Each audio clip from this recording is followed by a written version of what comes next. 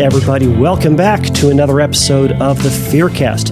This is the podcast dedicated to OCD, anxiety spectrum disorders, and getting your life back. I'm your host, Kevin Foss, and I'm a licensed therapist specializing in OCD and anxiety disorders.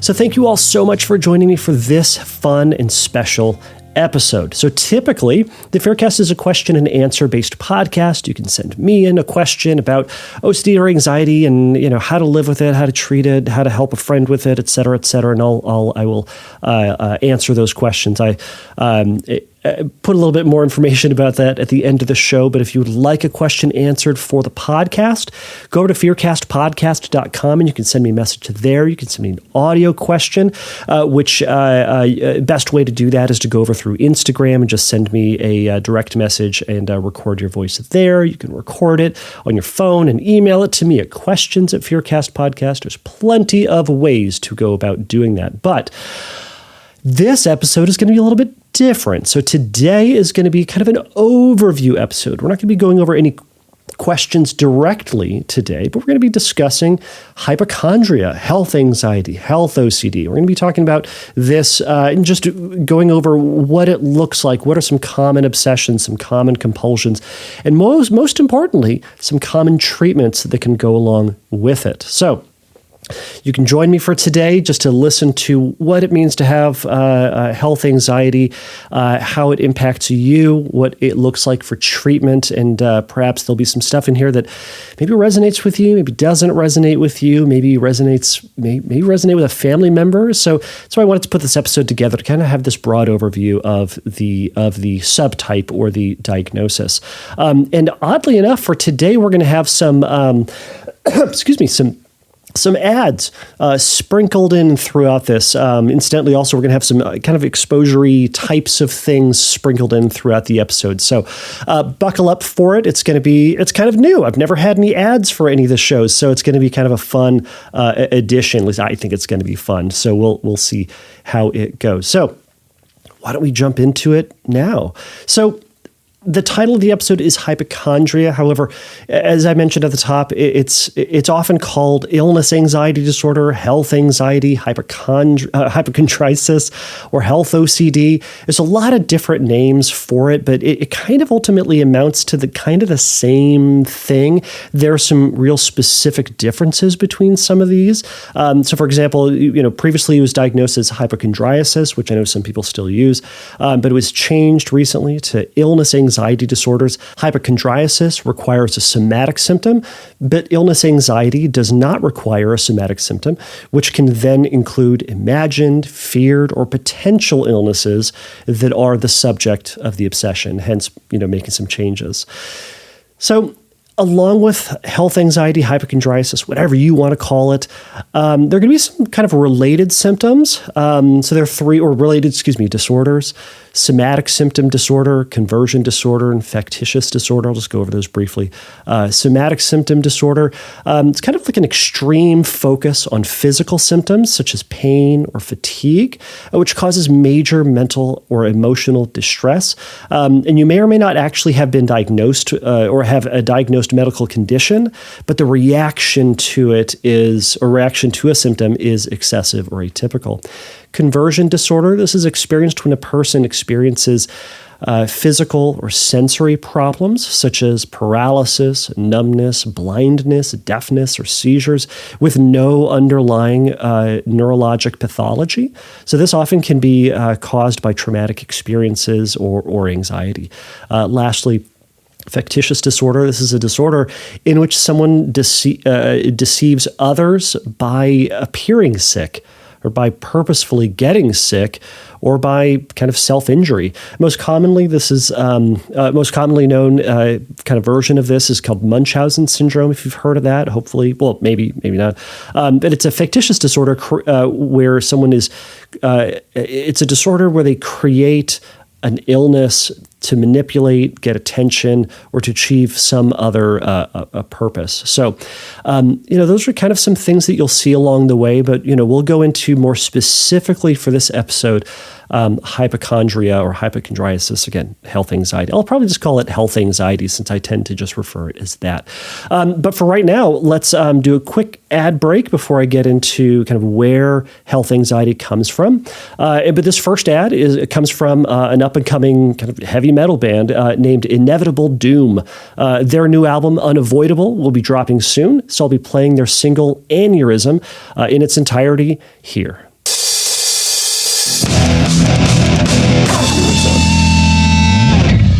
So I didn't know it was going to be that short, but there it is. Check it out from Inevitable Doom.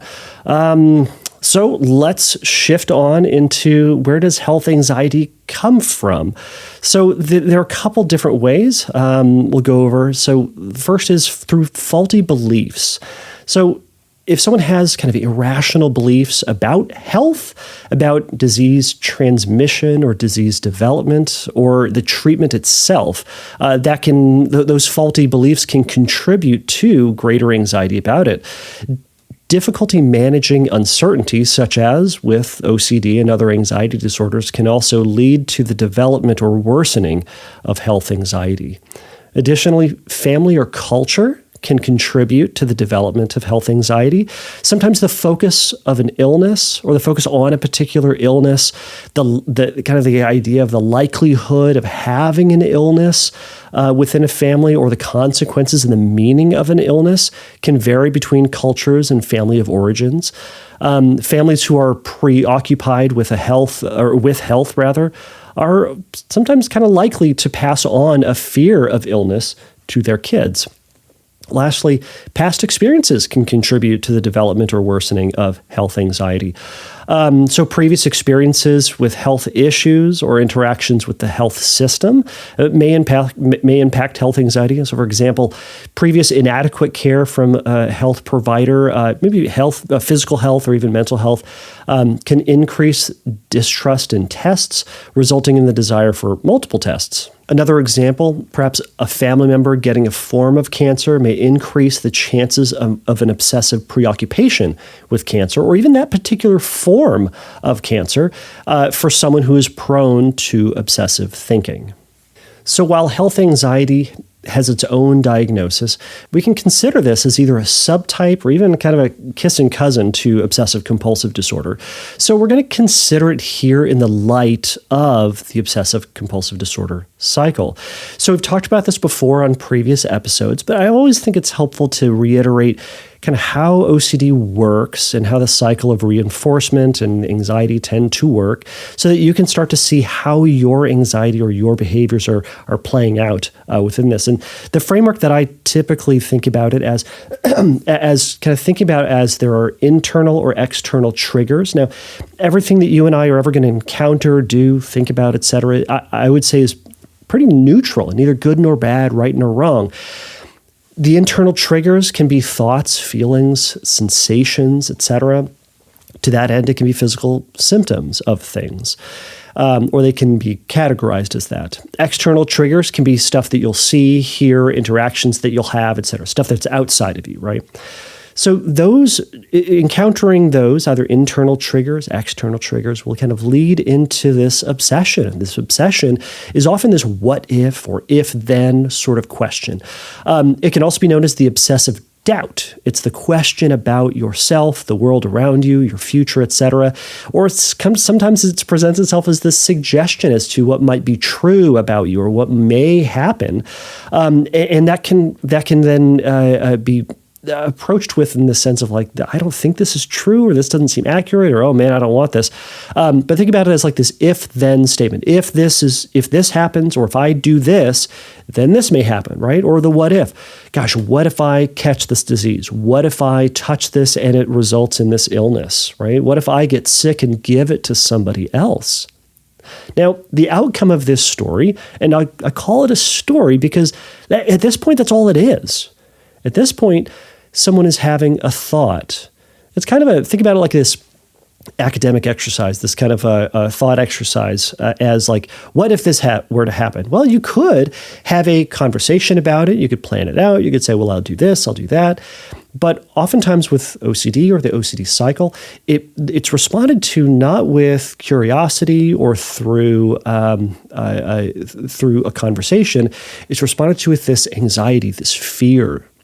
And from that, compulsions come into play. So the compulsion is going to be anything that somebody does to try to eliminate, get rid of, neutralize that feeling, or to make sure that that obsession, that story doesn't happen in the way that that person's anxiety, their brain is suggesting it's going to happen.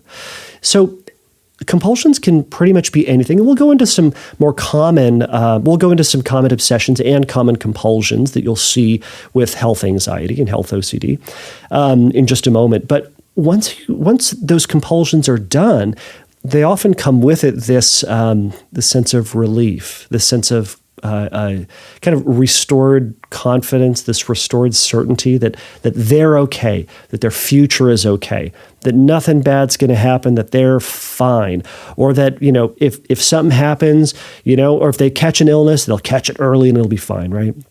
The problem is with that, while it feels good for a moment, what it does is it then sends the message that whenever this previously neutral thought, right? What if I catch this disease?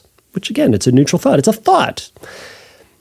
But when that is reinforced and the anxiety is taken away, it reinforces that this is how we deal with this thought. This is the right thing to do. When you have anxiety or fear related to this story, this is the right way to deal with it. So we go into this cycle, right? And inevitably, when you have that relief, it also is very short-lived.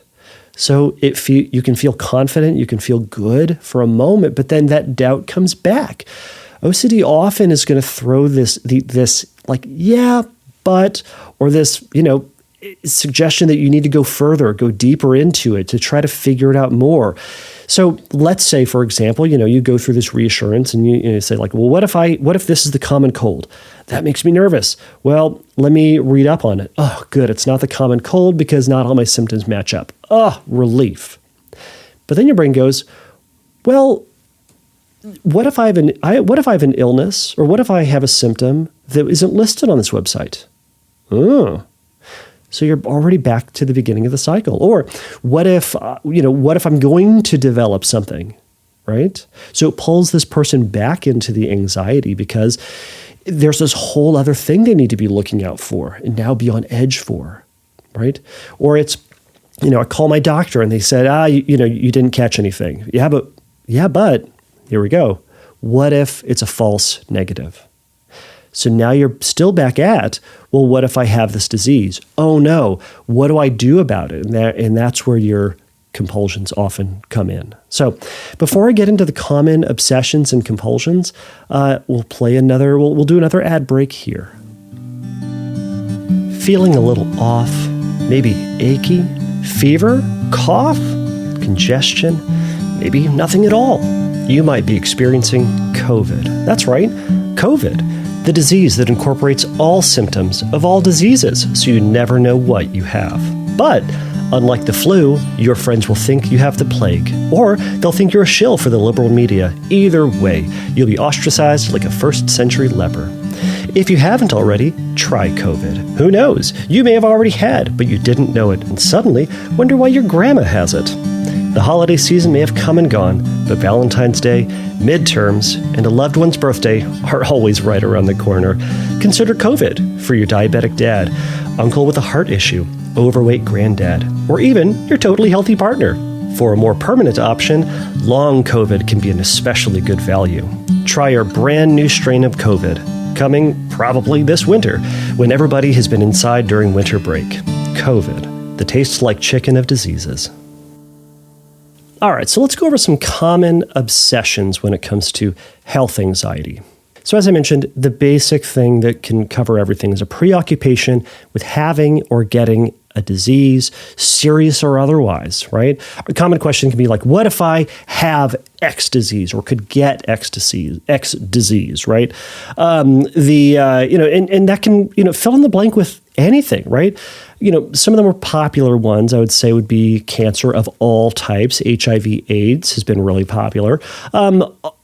Other STIs, such as herpes or crabs or genital warts, things of that nature, developing dementia is common, developing multiple sclerosis, whether or not someone has a heart disease or a heart issue, an aneurysm, as the previous song, a brain or other kind of tumor.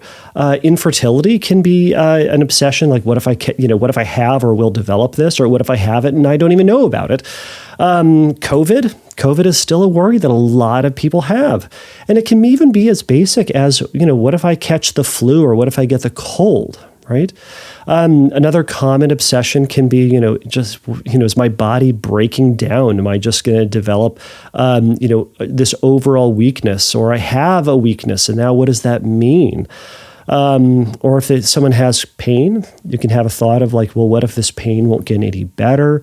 Or what if this pain or symptom that I have is a sign of something worse or something terrible, right? Now, I'm not going to catch everything in this episode, but, this is just a way that the brain can latch onto anything related to health and say, oh no, what if this is coming down the pipe for me? So, some common compulsions then. Now, I'm breaking down compulsions into different categories because they can kind of be grouped in a way. And I'll go over some specific examples of this. And if these are some of your compulsions, it might be something to note. And it's also, as we get into treatment, compulsions are going to be one of the best ways to look at treatment, look at doing exposures, and most importantly, the response prevention. And I'm going to talk a little bit about exposure and response prevention later on.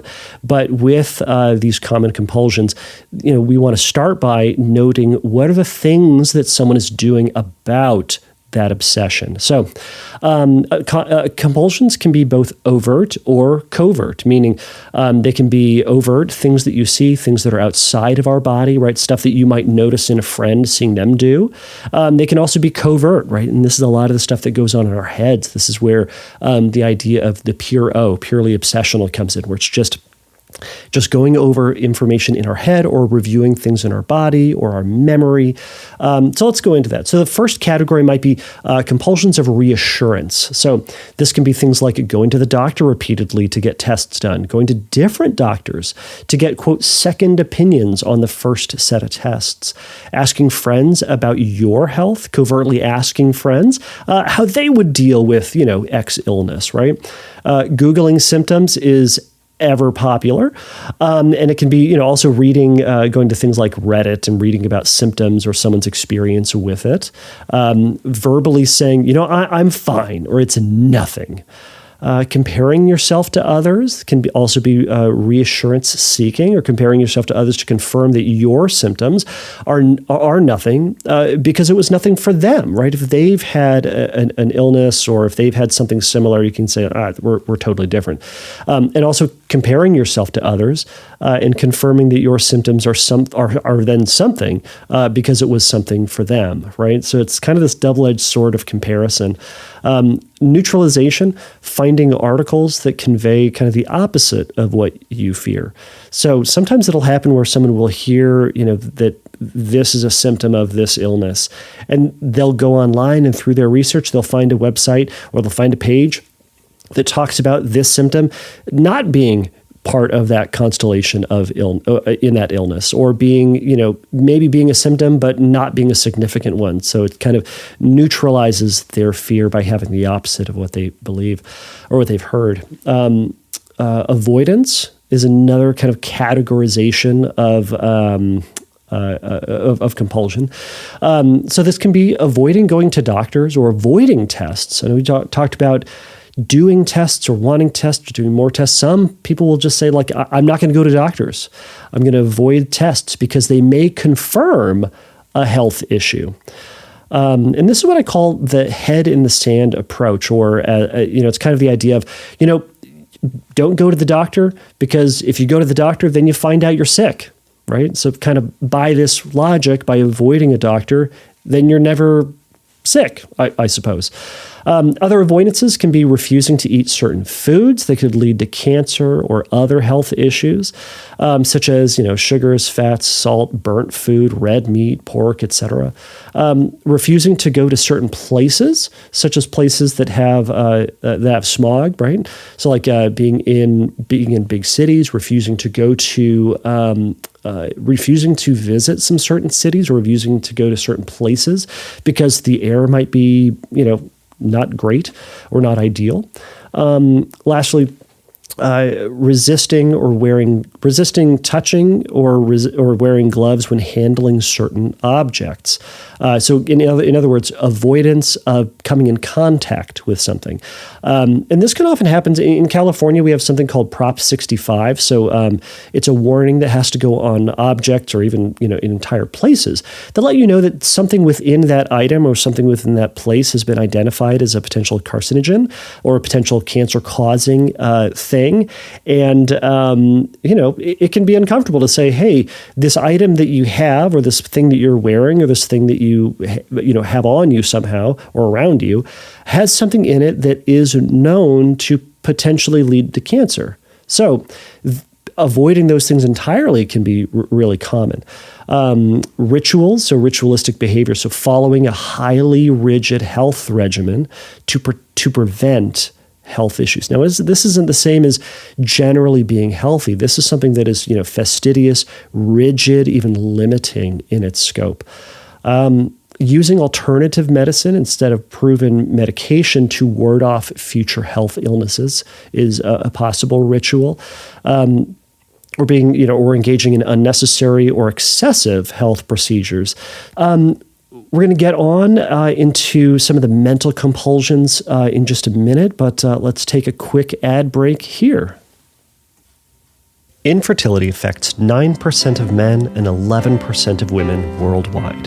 In the United States, 10 to 15% of couples are infertile. So, if you haven't already, ask yourself, are you infertile? Most of the time, couples don't even know that they are until after a year of trying to have a child. And even then, most couples don't have the means to get tested or even have access to competent doctors to evaluate and treat infertility. Your junk works fine, and no one has ever noticed a difference in your sexual performance, appearance, or function. But infertility flies below the radar. It's not there and you're fine until you didn't realize it is, and you're not. And by the time you know, it's probably years after you wished you knew. Ever consider adoption? You will. Thought about sperm donors? It's like the worst version of Tinder. Ever consider asking your brother or your partner's brother to donate their sperm because genetically it'd be really close, but then you definitely know what your child would look like if your partner had sex with your brother or if you had sex with your partner's brother? You are now. So, from one of the leading causes of heartbreak, tears, and deep, vulnerable, revealing questions about what being a man or a woman really means to you or your partner, try infertility. Infertility, family planning, whether you wanted it or not. All right, so let's go over some mental compulsions that can often happen with health anxiety. So to start the list off, bodily checking. So this can be looking internally for right feelings or even wrong feelings, kind of the evaluation of like, does my body feel okay? Does it feel as it's, quote, supposed to or should? Or looking for bad feelings, either scanning for, common symptoms that you've had, or even looking for new, quote, bad feelings or feelings that are unwanted, unwelcome, etc. Someone can engage in mental compulsions by evaluating whether or not today someone feels better, the same, or worse than before. And to that end, I think evaluation or comparison has never been good or never been helpful or turned out good for someone with anxiety. Oftentimes, whatever the comparison is, it's usually considered worse than we were before. Another mental compulsion can be hyper-focusing on particular body parts and to look for any changes. So, think about, physical sensations. How's my knee? How's my ankle doing? How's my kind of general, GI tract feeling today, right? How's my back feeling today? How is my, fill in the blank, right? But hyper focusing on the particular body part to look for any of those changes. Another can be scouring the past, looking for anything in your past that could lead to a current or a future health issue, right? Like thinking about the past, like, all right, did I, touch anything, interact with anything that could have been on the Prop 65 list that I should then look out for? How much time did I spend around that thing? Did I ingest foods that previously were considered safe and now are not, right? Another can be scenario twisting the past. So what that is it's a compulsion where you mentally change details to consider how your life or your life would be different, or how your future would somehow be different if you if that thing were different, right? So instead of growing up in this area, if I grew up here, would I be feeling better or worse? Would I not experience the illness that I do have? If I had just done this differently or made this left turn. What the goal of that sometimes is to just give someone reassurance that, either they are okay, will be okay, that it's not that bad, or that, this hope that, this vision that they could have avoided this thing that they are experiencing or could be experiencing. But ultimately what that just ends up being is a never-ending cycle, because, we can't change the past.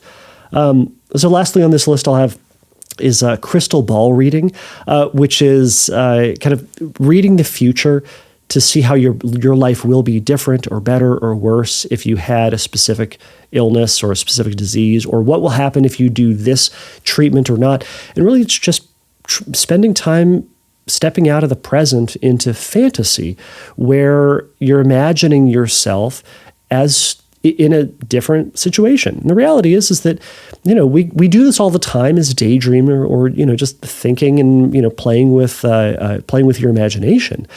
But it can either spike anxiety, or it can be used as a compulsion, as a way of giving yourself reassurance that, if you do this, this, and this, imagining that everything will be okay. But that's this, false engagement with the future that ultimately is going to be unhelpful. All right, before I get into treatment options, I just have another quick ad break. So this is kind of a short one. They didn't send me any music for this one, but it's just this short, I suppose, little song. So I suppose it goes like this. From toilets to counters to pens to doors, we'll get inside you forevermore. You can't even see it, but you better believe it. It's herpes. It's there for life. Well, there's that one. So I guess let's get into treatment options. Treatment options, we're just going to be going over a couple of different things that are commonly used within OCD and anxiety treatment. So I'm going to be going over cognitive behavioral therapy, exposure and response prevention, acceptance and commitment therapy, and a little bit of something from inference-based CBT, so ICBT. And I have a past episode entirely on ICBT, and you can go back and listen to that for more information about what that would look like. But let's kind of go into what treatment commonly looks like. So CBT, ERP, ACT, I suppose ACT is sometimes lumped into there, but at the very least, CBT and ERP are considered part of the gold standard of treatment for OCD. So I'll start with CBT, cognitive behavioral therapy. You can think about it as it's a treatment method where it looks at your thoughts and how it impacts your behaviors. So it looks at the thoughts that you have and to see how they're potentially inaccurate or potentially distorted or blown out of proportion or minimized or twisted in some sort of inaccurate way that's leading to this anxiety or contributing to this anxiety. And if we can think about our thoughts differently, or think about our relationship to something, or think about the world differently, perhaps it'll impact what we do differently. My basic example to that is sometimes like, if you think, like if you're afraid of snakes, sometimes the thought about snakes or even spiders is, if I see a snake, snakes are poisonous, it's going to bite me, it's going to hurt, and I'm going to die. Now, if that's the story about snakes, I mean, then encountering any snake, thinking about snakes, looking at snakes is probably going to make you feel anxious, and you're going to want to what? Avoid, kill it, run away, hide, right? Fight it, step on it. I don't know what you're going to do. But point is that the thought you have will impact what you do. It seems pretty simple. But now if we were to then rethink that story, we can think about if there's a safer way to interact with snakes, right? Are all snakes dangerous? I mean, no, not all. Well, I mean, not dangerous. Are all snakes poisonous? No, not all snakes are poisonous. But some snakes will just squeeze you to death. But then, all right, back to, is there a safe way to interact with snakes? Well, maybe keeping your distance from a snake, not antagonizing a snake. If you're going to grab a snake, maybe if you have to grab a snake, maybe you grab it here instead of there, right? So if we can gather more information and think about, interacting with a snake, and I mean, to that end, if you get bitten by a snake, does that mean that you're automatically going to die? No. If a snake is even around you, does that mean it's automatically going to bite you? Potentially no, right? So we're thinking differently about the lethality of snakes. So if you can think about it differently, maybe then, based on all that information, would you be then willing to interact with snakes differently, or go someplace where there may be a snake, given this new understanding you have about snakes, right? So that's, in a nutshell, how CBT tends to work. So one of the more popular things that we do within CBT is we start out with something called the alternative thought record. Now, treatment will be different from provider to provider, and some people will argue for not engaging with the alternative thought record. Some people do. I tend to do this with my clients based on, I think it's helpful to have a grounding in reality, grounding in a better understanding of the world around us. Some people argue this is reassurance seeking. And yes, everything I'm about to mention in treatment can be used inappropriately as reassurances or one of the other compulsions that we're doing. So that's something to keep an eye out for. But within treatment, if I'm working with someone, I want to look at their fear and I want to see if we can challenge the legitimacy of it, right? So the alternative thought record, we're going to challenge the legitimacy of the fear and the likelihood of the outcome of that fear happening. You can use a formal alternative thought record form to observe the trigger and the feared story and to develop an alternative thought or kind of a more rational thought. And there are a lot of different ways to find this. A lot of people do them slightly differently. I know if you just search alternative thought record or, challenging alternative thoughts within CBT, there'll be a 7-column form. It's a whole bunch of stuff that you can do, and that can be helpful. But another way to think about it is to look at a truncated version is the courtroom method, and to kind of think about it like, does your fear or your feared belief stand up in court, right? So we can kind of go through the story and say, is there evidence for your fear, and is there reasonable evidence that would speak against it? Do your symptoms 100% point to the fear being true, or could it be numerous things? Or is there a feared illness, or is the feared illness missing something or missing some of the vital symptoms that would say it is that symptom? So in other words, is it missing something that would discredit or disqualify that diagnosis? Another thing to think about, do you have a history with the illness or a similar illness? And if so, how did it go, right? What can you expect? So, a good example here might be, if you've had COVID before and you're still worried about COVID, well, reflect back on, well, how'd that go? How'd that previously go? Did you die? No. Did you end up in the hospital? Probably not, right? For the most part, it's going to be, I kind of got sick and it kind of sucked and I was a social pariah and then I felt better, right? You can think about then, do you have a history of health anxiety, right? Because if you have a history of health anxiety, you might tend to get consumed by a medical condition or symptom cluster. If you're noticing that, and if you acknowledge that you do have this, it's possible. It's not a guarantee, but it's possible that perhaps this would fit into it. Another way to think about it would be, who's the most logical, reasonable, and rational person in your life, and what would they say about your fear?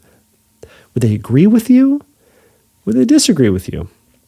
It's just another way. So all of this is just another way to start thinking about your fear differently, thinking about the illness, and to gather a little bit more information to say, maybe the way that I'm thinking about this health issue is perhaps inaccurate. Now, the goal of challenging these thoughts is not to give you certainty, but it's just to give you, or just to show you that certainty of the worst case scenario may not hold up.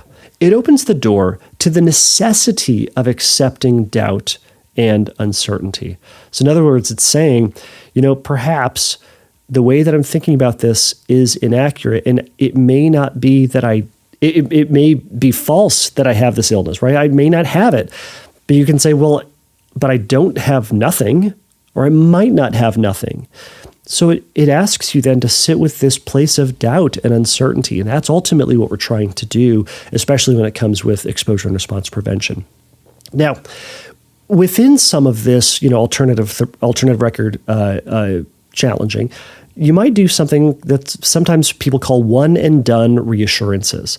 And that can be asking for information and getting that information once, and then going with it. Now, sometimes this can be kind of dangerous. It can lead to a slippery slope of reassurance seeking. So one of the things to think about with this might be looking at going and getting a medical test actually done. So going and talking to a doctor, going and ruling out the illness, right? If you've never experienced something, go to the doctor about it. Have it checked out, do the tests, and then go with it. Now, this often then leads into what my rule of thumb is for health anxiety. This is my rule of thumb, and this is what I talk with all of my clients about this when it comes to health anxiety. So we're all going to get something. We're all going to get sick. We're all going to get something with our body not feeling right or not going right. Okay? So if it's something you've never, ever experienced before, go to the doctor. Talk to a medical professional. Don't talk to your plumber. Don't talk to your cousin who's an engineer. Talk to a doctor about it and get information. And don't talk to Dr. Google about it. Dr. Google doesn't know. Dr. Google thinks everything is cancer. So go and talk to a doctor and do their tests, find out what it is, and it's either something or it's nothing, and they'll tell you what to do, and you go with it. Now, if it's something you've had before, or if it's something similar to what you've had before, perhaps you can do this. Perhaps you can wait before going to a doctor or seeking medical help.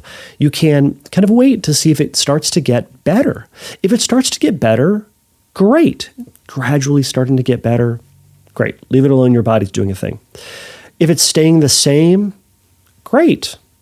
We'll wait to see what happens, right? If it's staying the same though, and you've had that checked out before and nothing's happening, well, wait. Lastly, if it's getting worse or if it's significantly causing pain or limiting your function, go to see a doctor. Right? I'm not crazy or not awful in the sense of saying you can never go to a doctor. If it is causing severe pain or limiting your function, it's wise to go to a doctor and have that checked out. But again, if it's something that you've had before, let's say, it's like I have a lung issue. All right. I get pneumonia and bronchitis a lot. So I've had this happen in the past. I've felt sick, have been sick, been congested in my lungs, right? And I Googled my symptoms.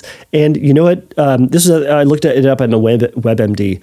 It said either I have bronchitis or lung cancer. All right. So I can look at that, and that was a silly thing for me to have done. But man, if I had health anxiety, you better believe that my brain was going to latch on to lung cancer, right? And that's probably not, and that would have been terrible if that were true. But what I need to remember in that was I looked at the bronchitis or whatever I had at the time, and I could say, all right, I've had this 100 times before. I have felt these symptoms before. They don't kill me right now. They're not, painful. It's obnoxious, but it's kind of staying the same. And for me, it'll kind of stay the same for a couple of days, couple of weeks, but eventually slowly start to get better. So I don't go to a doctor. I kind of let it ride out. I do the things that I historically have done to help me with my health issue. and it typically works. Now, if it's progressively getting worse or causing more pain or more dysfunction, I'm going to go to a doctor and I'm going to do the tests and see what it is and follow what their direction is. So that's my rule of thumb. Now, does that work for everybody? No. There are some, specific circumstances that you may want to do something different. But again, that's something to work out with your therapist. But that's where also one and done reassurances can come in. So it can be where you go to a doctor, you have something checked out, you see what they have to say, and then you go with it. And you see what the outcome is. Now, we'll switch into exposure and response prevention, because the first thing, again, we've looked at the thoughts that we're having, challenging the thoughts, thinking about our thoughts in a different way, taking our whole self into account, and seeing if that is then going to impact, and if we'd be willing to impact what we do about it. So let's go over exposure and response prevention. ERP tends to be the most important component of treatment, or often is the most important component of it. And ERP, for those who are new to this or considering starting treatment for hypochondria, health anxiety, it's two parts. It's exposure and response prevention. So these two parts are really important to kind of pull apart and to look at what the purpose of them are and why you're doing them, and also to then say when you're doing them. So the first part is exposure. So exposure is ultimately, the definition that I often give for this is ERP is getting closer and closer to the thing that you're afraid of while resisting and withholding anything that would undermine, reduce, or get rid of that bad feeling. Right? So exposure, getting closer and closer to the thing that you're afraid of. Now, this doesn't have to then mean doing the thing that you're afraid of or having to have that thing happen, but it's getting closer to being near or thinking about or experiencing something similar to the thing that you are afraid of. So I'll give some examples to that. So exposure simply can be just allowing the thought of something to be there. Let's say you're afraid of the number 13. Exposure is just simply having the number 13 be in your presence. That's really it. For exposure to things like cancer or a health issue, it can be simply reading an article, intentionally getting closer to the thing that you're afraid of. Reading an article about HIV/AIDS, reading an article about cancer, reading an article about getting an illness or a disease, etc. Now, sometimes you can have intentional exposure, and there's also natural exposure. Intentional exposure is going to be things that you specifically go out of your way to go do. This is often called active exposure. But it's when you say, you know what, I'm not feeling anxious. There's nothing in my life right now that is particularly triggering. I'm going to go out of my way to experience something, think about something, go near something, etc., that amplifies my anxiety. Now, why would you do that? Well, to be willing to go and have an uncomfortable feeling. It's important to remember that OCD, anxiety, isn't really about the content. It's about that feeling. It's about that anxiety that you get. And it's about the difficulty of sitting with and having an uncomfortable experience. So we're sitting with the idea. This idea is uncomfortable. So we're going to sit with it. We're going to say, all right, this is an uncomfortable thing. I don't love this thought. I don't love the feelings that come along with it. But sometimes I get them and they are out of my control. But remember, as we've talked about before, these are just simply thoughts and feelings, stories, and facts, meaning like cancer is real. These illnesses are real. But thinking about them doesn't mean that we actually have them. It just means that we are thinking about them. So exposure is progressively allowing for more and more, kind of building a greater and greater tolerance for that thing being in your life in some way. Now, the response prevention piece. I would argue the response prevention is the most important part of any of this.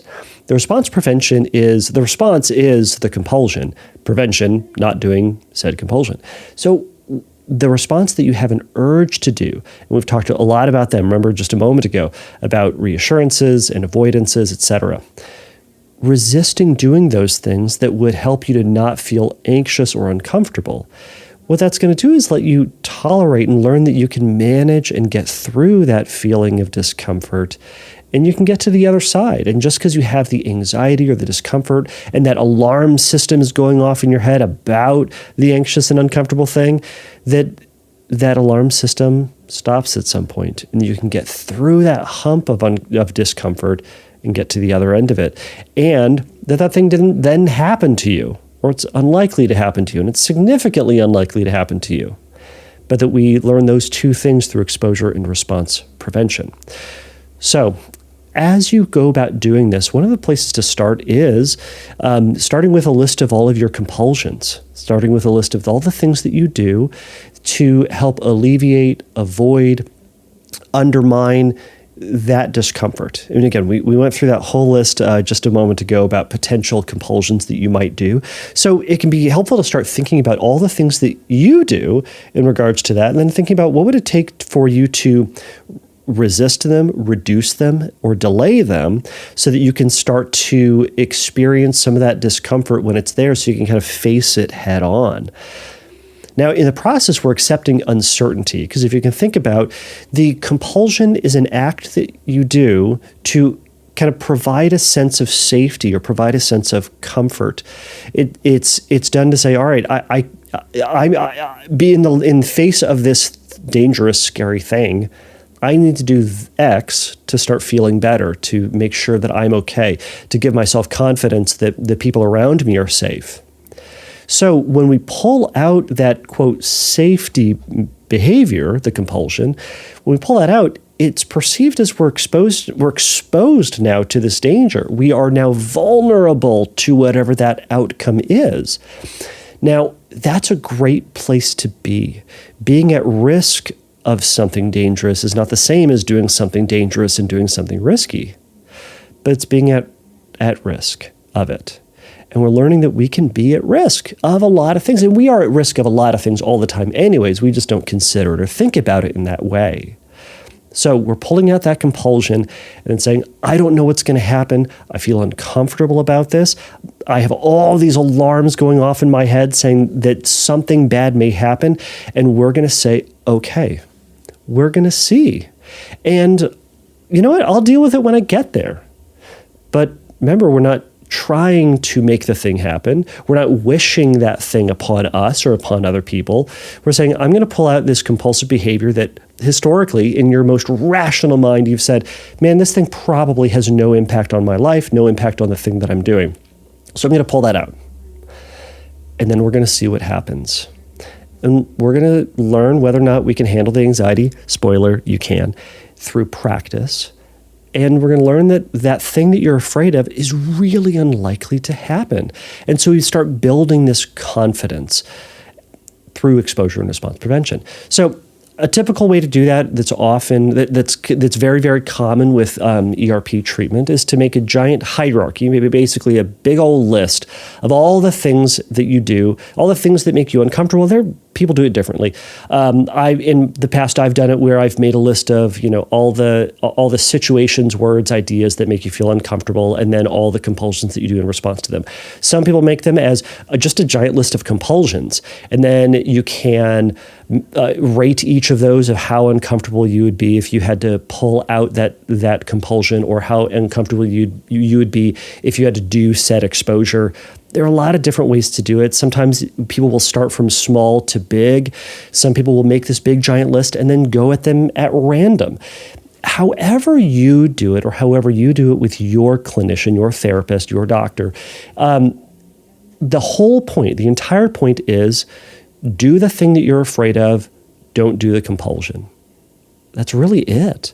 So some examples of maybe like starting from small to big would simply be writing the word or saying the word of the thing that you're uncomfortable about.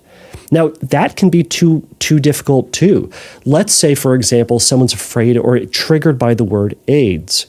So if the word AIDS is too uncomfortable, I've sometimes started with, like, we're going to write the letters just on pieces of paper. So A, new piece of paper, new piece of paper. You get the idea. And then you have them all kind of jumbled up, and you kind of sit with that because there's the anticipation of it. And we just simply sit with the discomfort of that, right? It's not the thing, but it's the idea of the thing, right? But we're not hiding from it or running from it. We're saying, this is a thought. This is uncomfortable. And then we eventually put the words together, or maybe, start with the words all the way at the other end of the room and then slowly start moving them together and eventually writing the word. You can write a sentence with that word in it. And it can be something ambiguous. It can just simply be, cancer is a medical diagnosis. As simple as that. It can then work up to, I might get cancer, right? It doesn't need to, and you can graduate to, I may, or I will get it, or I have it, or I will give it, right? And again, these are just ideas that are making someone feel uncomfortable. You can move up to reading Wikipedia articles and tolerating that discomfort. Scripting is very common when it comes to health anxiety. Scripting is just writing out this big old long story about the worst case scenario happening and then rereading that story. You can move up to watching movies about that, where a character has whatever that disease is or whatever medical issue in it. And inevitably that story, that movie, that thing that you write will be uncomfortable. But as you continually read it while resisting compulsions, you start to learn that this story is just that, just a story. Now, it doesn't mean that it's going to drop off a cliff.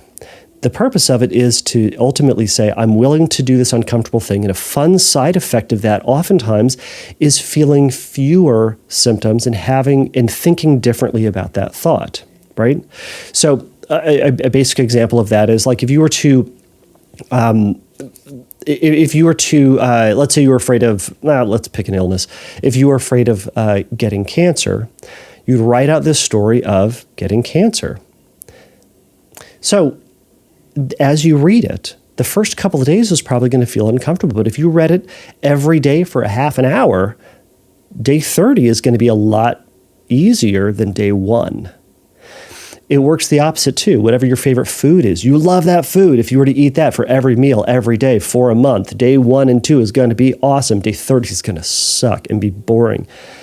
It's just how it works. So the idea is in the course of continually doing your exposures, you start to see, or it changes the way that you think about it, right? Notice in that kind of basic outline.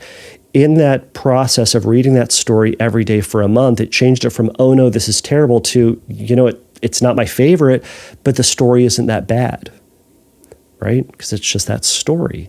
So same thing with movies, and you can move up to, going to a hospital, meeting people who have X illness, whatever it might be, volunteering at a place. There are a lot of different ways that you can do exposure and response prevention, but that is going to be a key component to treatment.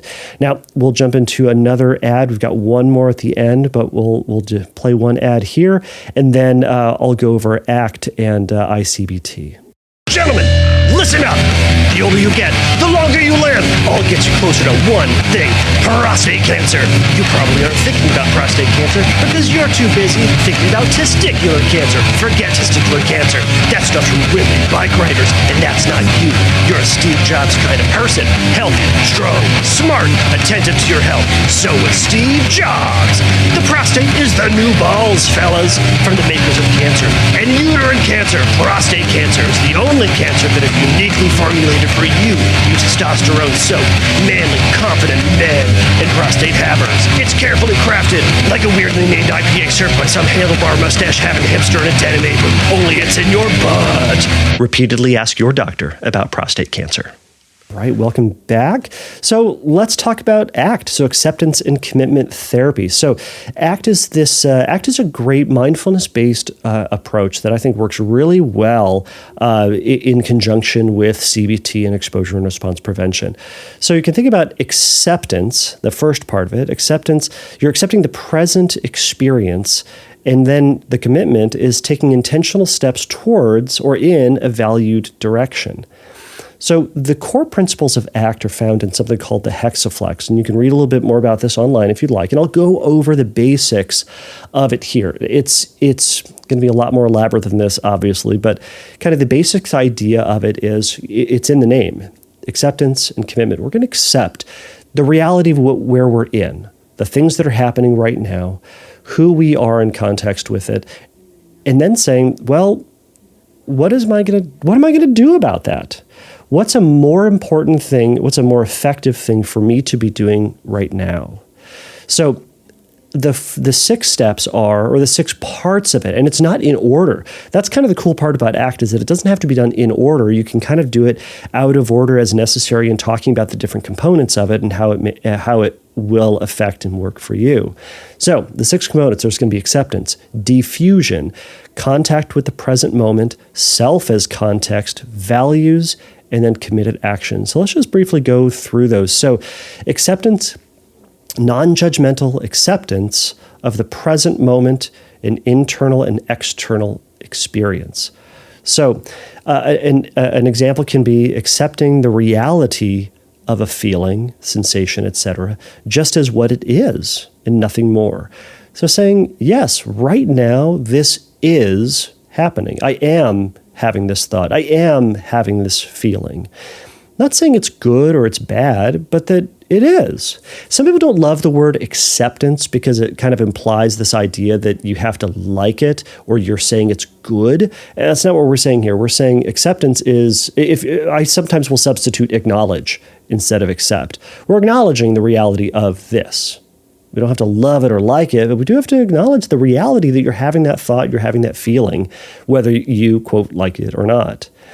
Diffusion is then recognizing the process of thought without getting caught up in the process of thought. So kind of noticing your mind racing is something that you don't have to engage with, but that it's happening without your control. So an example of this might be noticing how anxiety spins into this catastrophic story, and how it kind of presents these images, right? So you're kind of stepping back from yourself saying, my thoughts are doing this. I notice that these things are happening. And I notice that, I have this image in mind. It kind of separates the story, the thought, from who you are as a person, what your core values, what your core self is, and saying, all right, I am not my thoughts are not me, but I have thoughts and I experience my thoughts. Kind of my example for this is sometimes, if you move your body around, you can sometimes feel the shirt on your skin, but you're not your shirt, but you feel your shirt, but you're not it. Same thing with our feelings. We can have feelings and see that they kind of move and shift and they're transitory, but that's not who we are. So seeing them as separate from ourselves. So next, contact with the present moment. It's grounding yourself here in this moment, which includes the content from your other senses, your internal and your external.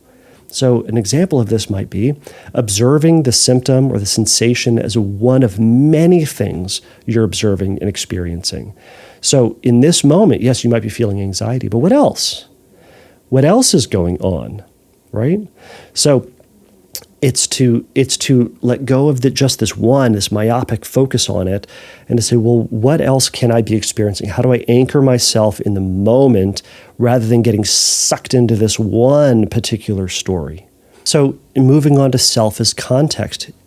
Self as context is noticing and observing yourself and seeing your thoughts and feelings as in the context of the moment, meaning that the thoughts and feelings that you're having are being experienced within you, not as experienced as in reality, but they are experienced and they are felt within your mind, within your body.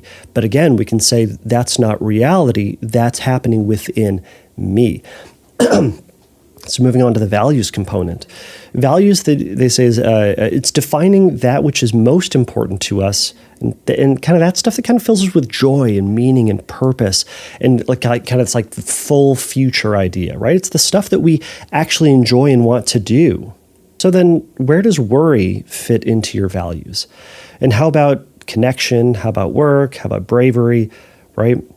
Like oftentimes within OCD and health anxiety, well, within OCD specifically, is that people will do things of low value out of in the service of their obsessions.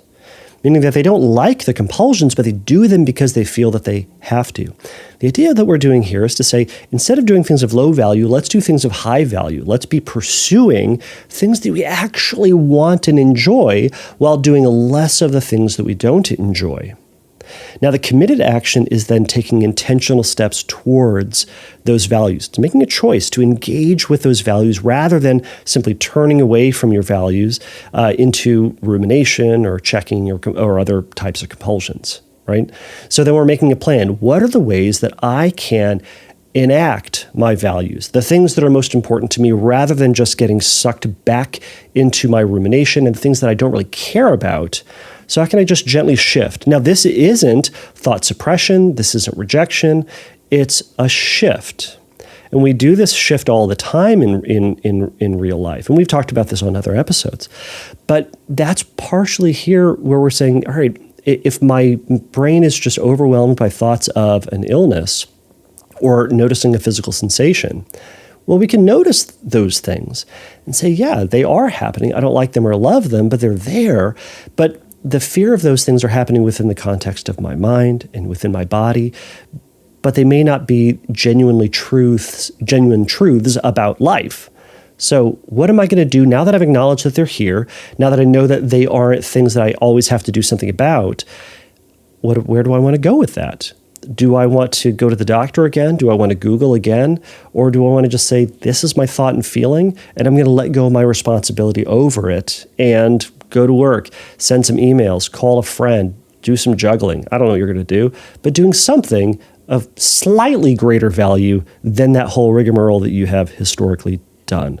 So I know all this can get more and more complicated, but I really like ACT, especially in light of giving one motivation to then go do exposures, right?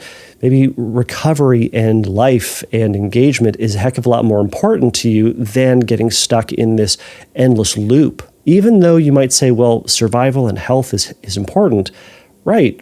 But are the compulsions that you're doing genuinely leading you towards health and safety, or is it getting you more stuck in anxiety and discomfort and rumination? So that can be something to kind of work out. So let's jump into this last bit. So this is from inference-based CBT. So inference-based CBT is a framework of therapy to kind of consider how you tend to come to your conclusions. It's kind of this idea of how your anxiety is built, the story anxiety tells, how it grabs onto it, and how it leads into, in a sense, naturally those compulsions, but by naturally they are distorted and inaccurate. So by identifying the ways that your brain thinks about this, we can start to say those behaviors don't make any sense within the context that I'm in. So perhaps those behaviors I can let go of based on my false conclusions. So ICBT also has this, I think, fantastic module that discusses the feared vulnerability that we have and the feared vulnerability that helps you to recognize why this obsession has grabbed onto you, and not that it's genuinely real because you're thinking about it, but because it taps into this kind of core fear. But what I want to focus on today is something that I'm pulling from Module 2 within ICBT. Module 2 looks at the method to how your brain is coming up with the conclusion that your health is in danger and that your compulsive behaviors are therefore necessary. So the way that anxiety kind of weaves this story or develops this evidence, and it kind of talks about it in this OCD logic, right? It makes sense within itself, but it only makes sense with these bits of evidence, right?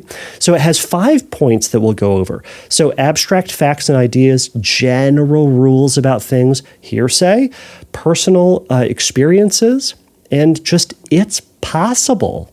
Right? And from all these things, it then mounts this kind of argument to say, see, based on all this stuff, this is why it's important and necessary and required for you to go and do that medical test again, or for you to Google again because of all this stuff, right? So again, it has this OCD logic and something that ICBT calls irrelevant association. So it's kind of this association from this other story that it's applying to you or this moment, but in reality, they're separate, or that example only really applies to that instance. So hopefully this will make a little bit more sense. So let's talk about abstract facts and ideas. So it can pull these different ideas but are facts and truths, right? So sometimes an STD can be in you without you knowing. True. It's true. That can happen. So it kind of pulls that. But it's going to say, all right, it can be in you without you even knowing. But what it's saying is it's disregarding the actual experience from your life, that you're not experiencing any symptoms of an STI. But it still says, yeah, but it's true that an STI can be in you without you knowing. So therefore, shouldn't you get another test, call a doctor, warn your partner, right? So another abstract fact, pain in the left arm sometimes is a sign that you're having a heart attack. All right, true. But it can also mean a pulled muscle. It can mean a tendon feels a little bit weird. It could mean that you slept on a little weird, right? There's a lot of things that it could be. But anxiety will grab onto that and say, see, let's play it safe. So general rules. People should care about their health. Sure. Another one can be, it's thoughtful to know whether or not you're sick so that you don't infect others. Like, sure. But anxiety will grab onto those and say, see, you're doing the right and moral thing. And let's now spend hours and hours focusing on this, or let's really stress out about this. The next one is hearsay. So hearsay can be, stuff that you heard, stuff that you've seen. So an example can be, I saw this news story where somebody got a false negative on a test. So that could be me. Or it would, for those of us who, are a little bit older, I remember when HIV/AIDS was a death sentence, right? So it's hearing these stories, reading these, seeing this on the news, et cetera. And your brain kind of says, all right, well, I remember this, or this was true for this person. This is part of that irrelevant association, right? This is true for that person, so therefore it's true for me. But man, there's a lot of things that are true for other people, or that were true for a time, that don't apply to us within the context that we are in. Personal experiences and say, well, I had COVID once without having symptoms, so who knows what I have without symptoms, right? So another one can be, I've gotten pneumonia before and it was awful, right? That can supercharge you saying, well, I need to take care of this because I've had this before, and boy, was it terrible, so I should be overly cautious to prevent this. So lastly, it's possible, and this is where it really grabs you. So we've talked about all these bits of experience that we could have, but then it says, what we're going to do? We've exhausted all of the things that we can grab onto through experience and stuff, but instead, now we're just going to play with making stuff up and say it's possible. So it utilizes your imagination. Who knows what could happen within your imagination? Our fears are only limited by our human imagination. And man, you and I can think about a lot of stuff. So despite all evidence in the world against my health, or against my positive health, or against the possibility that I have this disease, it says I could develop that. Could asks you to step out of reality and into fantasy. And fantasy is anything other than reality. And within fantasy, anything is possible. So we could develop that extremely rare disease. And we could imagine a story in which we have. But from that imagined story, we apply it to ourselves and as true and hard evidence. And man, it is not. It's kind of like saying, you could win the lottery. You could. There is a chance you could win the lottery. But if you imagine it, does that mean that then you should go out and buy a boat? Just because you imagined it? No, that's bonkers, right? Because that's not evidence. That's not hard evidence that you've won. What that is evidence of a thought. It's evidence of a story, right? So we're recognizing that imagination and imagined stories are not the same, right? So similarly, you could see given the very specific stories of, or you can imagine having a very specific series of events that you could catch or develop or contract a certain illness, right? You could envision that, but that doesn't mean that it will happen, or will happen, has happened, is going to happen. It's just, you could imagine that. You can imagine a lot of things. But again, anxiety grabs onto that. So this is just another way, another framework to thinking about and starting to challenge your thoughts. Now, some people love ICBT, some people don't. Some people love ERP, some people don't. ICBT was kind of developed for some of those folks where ERP was not as effective or not very effective. And some people who have struggled with ERP have thrived in ICBT and vice versa. So it's a matter of kind of trying some of these things out and seeing what's going to resonate with you. But ultimately, both get at the point of saying, however you get there, compulsions are problems and need to be resisted and need to be minimized, reduced, eliminated. And that we need to face our fear or face the uncertainty about our future, uncertainty about life. So why don't we take another quick ad break here, and then we'll just jump in. I'll jump in at the very end. This message is brought to you by AIDS. We've come a long way. You might have thought we were exclusive to only one select group of people, and you were left out. We were all the rage for years, but times have changed, and some people forgot we even existed. Medication, education, and changes to people's practices may have made it so you might not even worry about us. But we never left. And for some of our most loyal customers, we'll never leave. AIDS is for everyone. Gay, straight, AIDS is for you. Drug addict, use any medication ever? AIDS. If you get in a car accident and are in a coma and are given a blood transfusion to save your life, heck, walk by a spot on the floor that was vaguely red.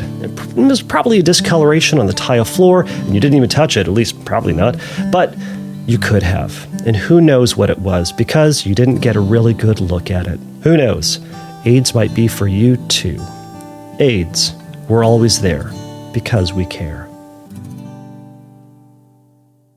All right, everybody. So thank you so much for making it through the episode.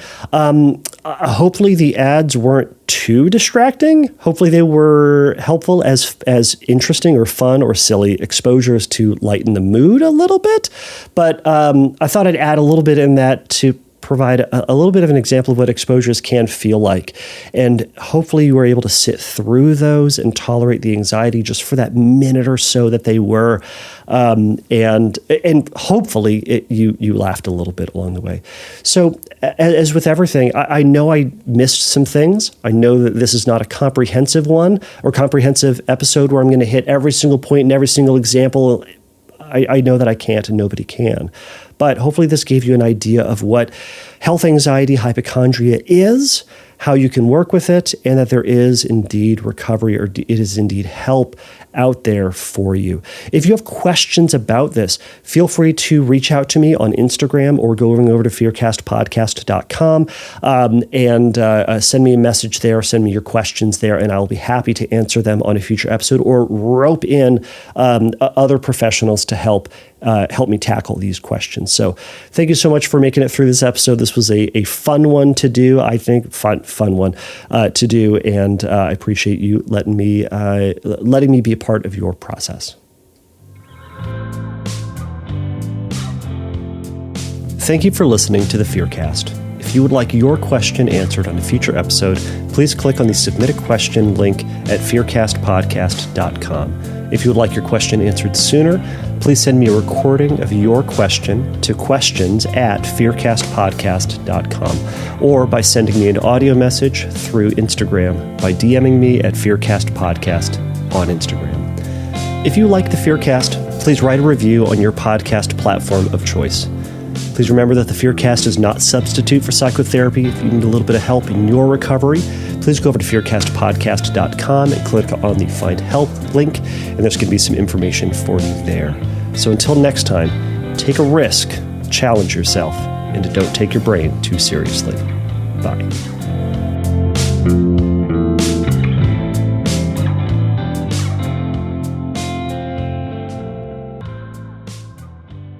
It's carefully crafted like a...